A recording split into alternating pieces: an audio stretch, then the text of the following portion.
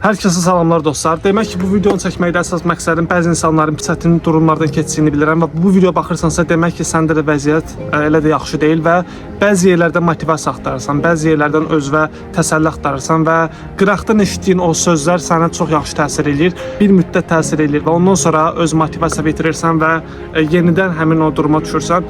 Demək dostlar, motivasiya müvəqqətidir. İnsanın əsas məqsədi onun daxilində təməldə olan istəyidir. Yəni istəyi nə qədər böyük olarsa düşdüyün o stres durumu, o çətinliklər bir müddət keçici olur və sənin o planın yuxarıda, dağın başında olan o planın səni hər zaman yuxarı qalxmağa vadar edir və ətrafında sağında sonunda olan bütün çətinliklər keçici ötəri bir çətinlik kimi gəlir.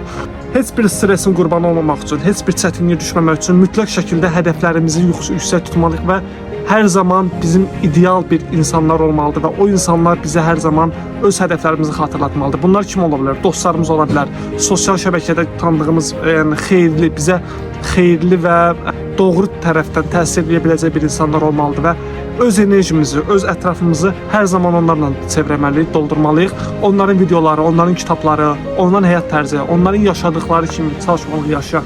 Onlar kimi hətta belə geyinməliyik və özümüzü daim onların enerjisindən, onların frekansı ilə bərabər saxlamalıyıq ki, biz də gələk həmin yerə çıxa bilək. Heç zaman düz olmayacaq. Hər zaman girintili, çıxıntılı düşüşlər olur, qalxışlar olur. Əsas məqsəd düşdüyündə qalxmağı bacarmaq lazımdır. Və onu yadımıza saxlamalıyıq ki, düşüş nə qədər möhkəm olursa, qalxış bir o qədər sərt olacaq. Ona görə də ki, heç bir psixoloji çətinliklərdən, heç bir ötəri problemlərdən özünüzü negativə salmayın, özünüzü motivasiyadan düşürməyin. Çünki bu həyat həqiqətən çox gözəldir. Baxın, hər kəs istirahət edir, gözəl mənzərə, ətrafı dağlar, qayalıqlar, meşəli, ortada gözəl göl.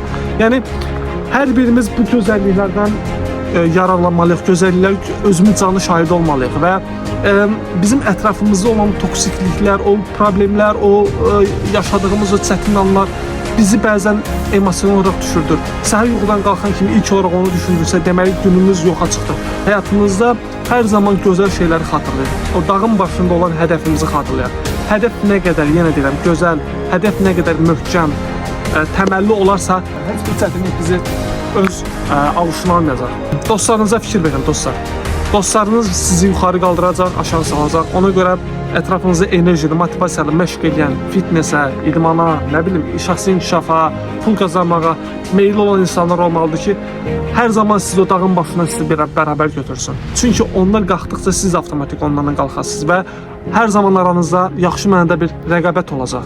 Çünki adam altında gözəl Mercedes-lə gəzər, Bentley-lə gəzər və sən də onun dostusan. Təbii ki, bir müddətdən sonra sıxılasan, onda var, səndə nə yox. Ona görə avtomatik bu rəqabət şəklində baxarsan ki, o qalxırsan, qalxırsan, o qalxırsan, qalxırsan və bərabər şəkildə qalxmısınız. Və dostluğunuz da ki, hər zaman qaydasında olacaq. Əsas məqsəd odur ki, ona çatasan. Əgər ətrafında negativ insandırsa, əgər kluba girəndirsə, qızlara düşkündürsə, sigaretə, alkoqola, içkiyə, narkotikə düşkündürsə, hər zaman o səni ora çəkəcək.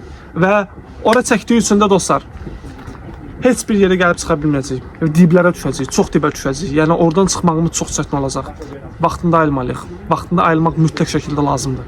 Deməli, hədəflərimizi mütləq təyin eləməliyik, möhkəm şəkildə hədəfimiz olmalıdır. Ondan sonra nə etməliyik? Ondan sonra mütləq çətinliklərdə ola bilərik, pis duruma düşə bilərik. Bu duruma düşəndə oturub, o duruma niyə düşdüyünüzü fikirləşsəz, getdikcə dərinə düşəsiniz. O duruma düşəndə hər zaman gedin məşq edin.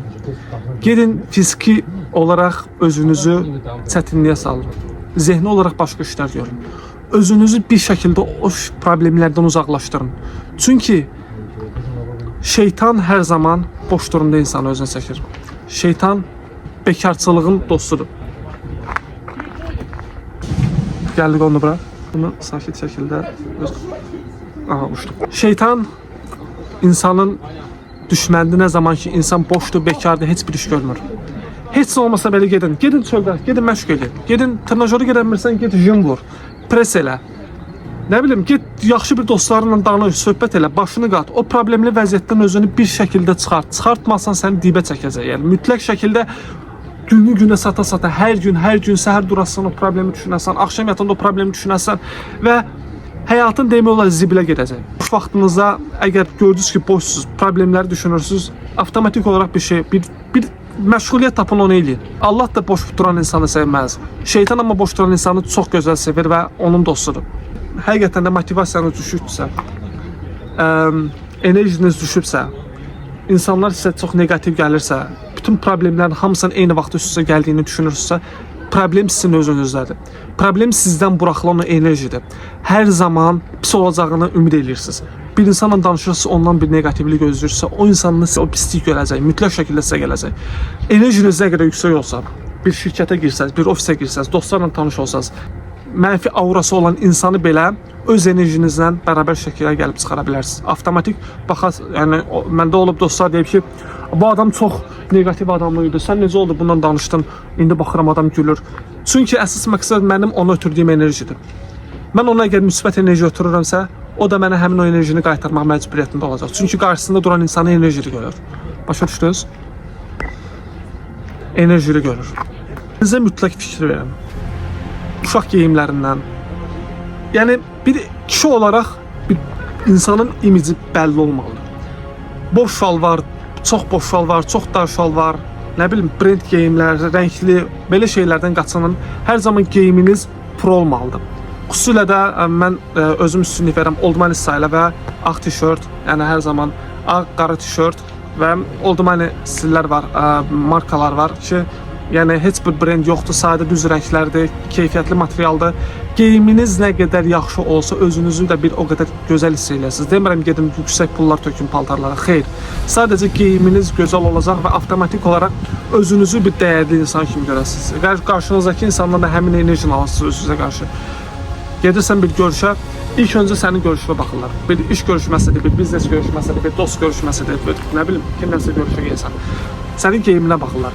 Geyimin əgər gözəldirsə, həmin insanın əgər diqqətli üçün olaraq özünə çəkdinsə, ondan müsbət enerji alarsan və ona da avtomatik olaraq həmin enerjini ötürmüş olacaqsan. Və həyat ümumiyyətlə enerjidən ibarətdir.